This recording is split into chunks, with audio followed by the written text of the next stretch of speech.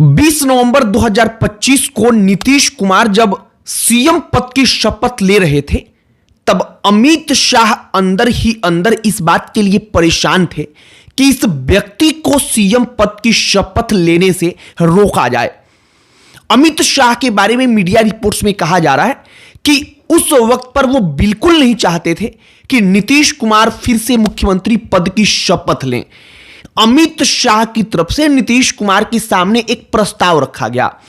प्रस्ताव में यह कहा गया कि नीतीश कुमार सीएम की कुर्सी छोड़कर जिसको भी चाहें उसको सीएम बना सकते हैं और बिना किसी शर्त के भारतीय जनता पार्टी उस व्यक्ति का समर्थन करेगी। अमित शाह और भारतीय जनता पार्टी इस बात के लिए उसी वक्त से लगे हुए थे कि नीतीश कुमार को सीएम की कुर्सी से कैसे हटाया जाएगा और अंततः नीतीश कुमार को राज्यसभा में भेजने के लिए वो मनाने में कामयाब हो जाते हैं। अब सवाल उठता है कि नीतीश कुमार मान कैसे गए, जिस नीतीश कुमार ने चंद महीना पहले बीजेपी के उस प्रस्ताव को ठुकरा दिया था कि अपने जगह पर किसी और को मुख्यमंत्री बना दीजिए, वो नीतीश कुमार कैसे मान गए। नीतीश कुमार इतने प्रेशर में आ गए हैं कि नीतीश कुमार को मालूम था कि इस वक्त पर आम जनता ने वोट देकर जितनी अधिक सीटों पर एनडीए को जीत दिला दी है वो उनके लिए अभिशाप बन चुका है। आपको सारी कहानी बताएंगे, अंदरूनी तौर पर जो तमाम चीजें हुई हैं एक एक हिस्सा आपके सामने रखेंगे। लेकिन आगे बातचीत करने से पहले हमारा नमस्कार स्वीकार करिए। हमारा नाम मोहित कुमार सिंह है। नीतीश कुमार को एक बात मालूम है कि इस बार नीतीश कुमार के पास कोई रास्ता नहीं बचा है। रास्ता नहीं बचने का मतलब समझिए, नीतीश कुमार इस वक्त पर जो पहले वाली स्थिति हुआ करती थी कि अगर भारतीय जनता पार्टी के तरफ से दबाव आया कि मुख्यमंत्री की कुर्सी छोड़ो, या उनको जरा सा भी ऐसा लगता था कि बीजेपी कुछ अपना एजेंडा परोसना चाहती है, तब वो बीजेपी को छोड़कर चले जाते थे, या एक दबाव बीजेपी के ऊपर रहता था कि नीतीश कुमार चले जाएंगे तो क्या होगा। इस बार बीजेपी को और जेडीयू को जनता ने इतनी ज्यादा सीटें दे दी कि नीतीश कुमार के लिए वही श्राप बन गया। सबसे पहले नीतीश कुमार के 85 विधायक हैं। नीतीश कुमार को इस वक्त पर यह चीजें खल रही हैं, जो कहा जा रहा है कि नीतीश कुमार, ऐसा उनको लग रहा है कि राष्ट्रीय जनता दल को चुनाव में अच्छा प्रदर्शन करना चाहिए था, क्योंकि अगर आरजेडी अच्छा प्रदर्शन करती तो इस वक्त पर उनके पास ऑप्शन होता। कई सारे लोग इस वक्त पर भी कह रहे हैं कि नीतीश कुमार के पास विकल्प तो मौजूद ही है। अगर वो जेडीयू के साथ आरजेडी की तरफ आ जाते हैं तो फिर तेजस्वी यादव के साथ मिलकर सरकार बना सकते हैं। तेजस्वी यादव के साथ मिलकर सरकार बना सकते हैं, लेकिन किस शर्त पर, आप समझने की कोशिश करिए। बहुमत का आंकड़ा है बिहार विधानसभा में 122। राष्ट्रीय जनता दल के पास कितने विधायक हैं? 25। पूरा का पूरा जो महागठबंधन है उसके पास कितने विधायक हैं? 35। अब अगर नीतीश कुमार अपने 85 विधायकों को लेकर जो महागठबंधन के 35 विधायक हैं उनके साथ आते हैं और 5 ओवैसी के विधायकों का समर्थन ऐसी परिस्थिति में मिल जाएगा, ये सबको मालूम है, तो ये कुल मिलाकर हो जाते हैं 125, बहुमत से 3 ज्यादा। लेकिन नीतीश कुमार कच्चे खिलाड़ी नहीं हैं। उनको मालूम है कि अगर ऐसी परिस्थिति आ गई तो भारतीय जनता पार्टी, सबसे आसान निशाना उसके लिए कांग्रेस पार्टी होगी। मात्र 6 विधायक हैं और कांग्रेस पार्टी के विधायकों को तोड़ पाना आसान होगा।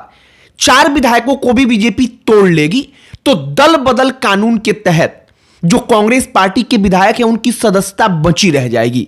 और बीजेपी के लिए यह आसान है कि कांग्रेस के विधायकों को तोड़ लिया जाए, जैसा कहा जा रहा है।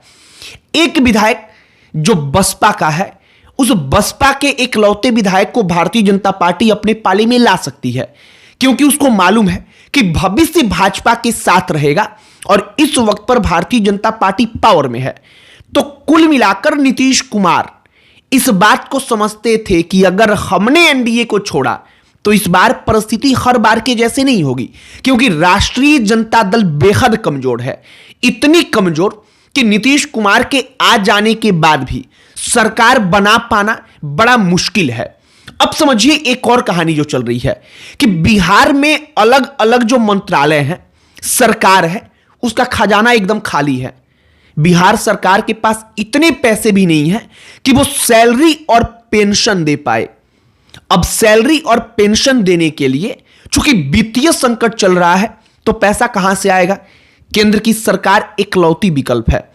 हमने कई जगहों पर पढ़ा जहां यह कहा जा रहा है कि नीतीश कुमार को यह भी मालूम था कि वित्तीय संकट से निपटना बिना भारतीय जनता पार्टी के संभव नहीं है, और भारतीय जनता पार्टी ने यह शर्त नीतीश कुमार के सामने रख दी कि आप मुख्यमंत्री पद की कुर्सी छोड़िए, अब मुख्यमंत्री पद की कुर्सी पर कोई दूसरा आएगा और फिर काम साथ में इन तमाम मुद्दों पर किया जाएगा। और नीतीश कुमार मजबूर थे, उनके पास कोई दूसरा विकल्प बचा ही नहीं था कि वो और कोई विकल्प ला पाए। अब तीसरी एक और कहानी, अमित शाह का सपना रहा है, दशकों पुराना सपना, कि बिहार में अपना सीएम बने। अब भारतीय जनता पार्टी का मुख्यमंत्री बिहार में कब बन सकता है? तभी बन सकता था जब नीतीश कुमार बिहार में मुख्यमंत्री की कुर्सी को छोड़ें। पहली सीढ़ी तो यही थी कि नीतीश कुमार सीएम की कुर्सी से हटे, भले ही उनकी ही पसंद का सीएम बने, उनकी ही पार्टी का फिर से सीएम बने, लेकिन कम से कम नीतीश कुमार को हटाया जाए, क्योंकि नीतीश कुमार को हटाना ही बड़ा मुश्किल है। और इस बार भारतीय जनता पार्टी को जो आंकड़ा मिला था विधानसभा में, जितने विधायक मिले थे उसको, उन विधायकों के सहारे भारतीय जनता पार्टी ने जेडीयू के ऊपर वो प्रेशर क्रिएट किया कि नीतीश कुमार उस प्रेशर के कारण ये फैसला करते हैं कि अब राज्यसभा में हम जाएंगे। बाकी नीतीश कुमार के राज्यसभा में जाने से जनता दल यूनाइटेड का भविष्य क्या होगा, जेडीयू पार्टी का भविष्य क्या होगा, इसको लेकर के तमाम प्रकार की चर्चाएं चल रही हैं। नीतीश कुमार के बेटे निशान अगर पॉलिटिक्स में आ जाते हैं, डिप्टी सीएम पद की शपथ ले लेते हैं, तो इसके बाद से जेडीयू के जो भविष्य के जेडीयू का चेहरा कौन होगा, यह प्रश्न था, वो प्रश्न तो रुक जाएगा। लेकिन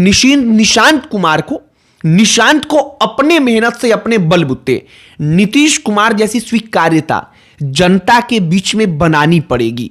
बाकी नीतीश कुमार के साथ पिछले लगभग 100 दिनों से ये तमाम चीजें चल रही थी कि नीतीश कुमार अपनी कुर्सी को छोड़ें।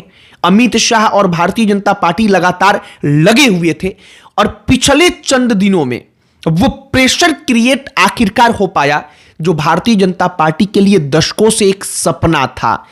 नीतीश कुमार के जाने के पीछे की कहानी यही है कि बीजेपी जब नवंबर में नीतीश कुमार शपथ ले रहे थे, उस वक्त पर ही नहीं चाहती थी कि वो सीएम पद की शपथ ग्रहण करें, वो सीएम की कुर्सी पर फिर बैठे, लेकिन नीतीश कुमार के सामने उस वक्त पर उसकी नहीं चली। लेकिन इस बार बीजेपी ने अपने समीकरणों को ऐसे बिठाया कि नीतीश कुमार मजबूर हो गए।